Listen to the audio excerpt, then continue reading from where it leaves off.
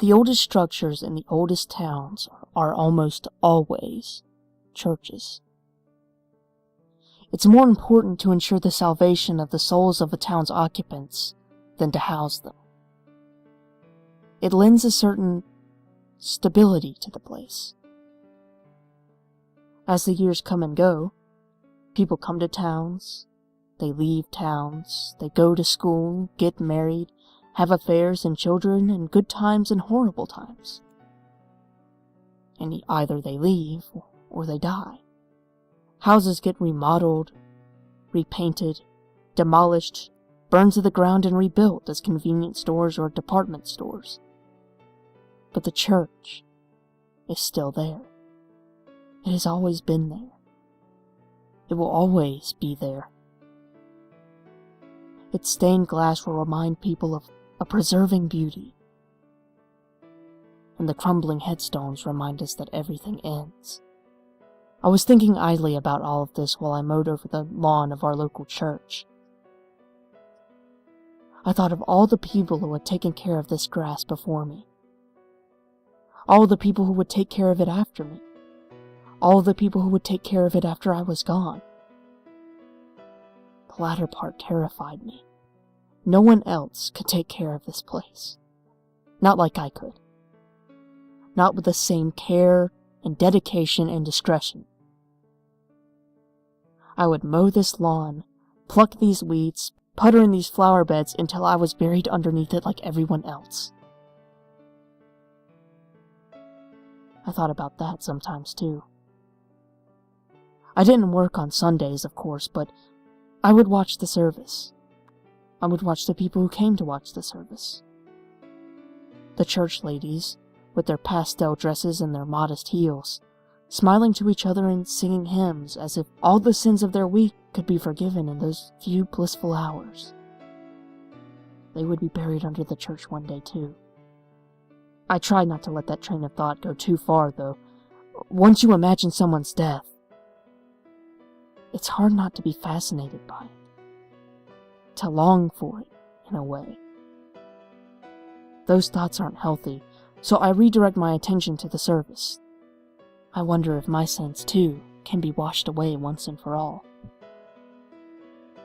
Today isn't a Sunday, though. Today I just mow over the same lawn like always. I started to think about my past, as I often did on these long afternoons. I thought about all the things and people I had loved and lost. Most of all, I thought of Angela.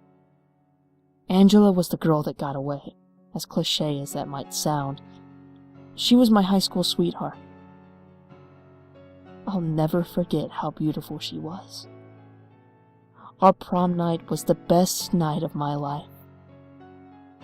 She wore this beautiful lavender dress and black heels she would soon regret by the end of the night. Her perfect updo had become a gorgeous frenzy of curls. Her shoes long abandoned under the bleachers while we danced the night away. I kissed her under the full moon, and she told me that she loved me, with that special little smile she saved just for me. That night, it didn't matter that school was ending soon. It didn't matter that she had gotten into some fancy West Coast college and I was going to be stuck at home waiting for her. We had each other, and we could believe for a moment that we always would. When Angela left, she gave me a letter she had written about how our love was infinite and how it could rise above the distance and time apart. She would always love me. She would write to me every day, and she would come home to spend Christmas with me. I held back the tears until after she had left. I really believed in all of it. I believed in us. Over time, though, the letters came less frequently. They were shorter. More like letters you would write to your parents than the passionate love letters I had cherished. After Thanksgiving, I got the thickest letter I had seen in weeks. I tore it open, mad with anticipation. That was it. She was going to apologize for being distant, tell me that midterms had been stressful, that she loved me always and forever, and would come back to me soon. I was half right. It was an apology for being distant. She had met someone else. She would always love me, and she was still coming home for Christmas. She hoped we could talk things out and be friends. I'll always wonder if there's anything I could have done differently. Any way I could have convinced her to stay with me on that snowy night in December. Eventually, I was jolted out of my memories by the familiar chunk and sputter of the lawnmower. I tried to keep the area clear of rocks, but I wasn't perfect. I flipped it over, made sure the safety was on the blades, and looked to move whatever had jammed the mower this time. When I looked closer, I felt a bit of nostalgia. Encrusted with mud, hardly recognizable after so many years. Angela's shoe had become a breeding ground for earthworms. I looked around to make sure that I was unobserved, and hastily reburied the shoe a few feet away. I had to tear up some carefully tended lawn, but it could easily be explained away. A particularly stubborn crop of weeds, a half-buried stone. Everyone knew I loved these grounds. The idea of anything being done because of negligence was inconceivable.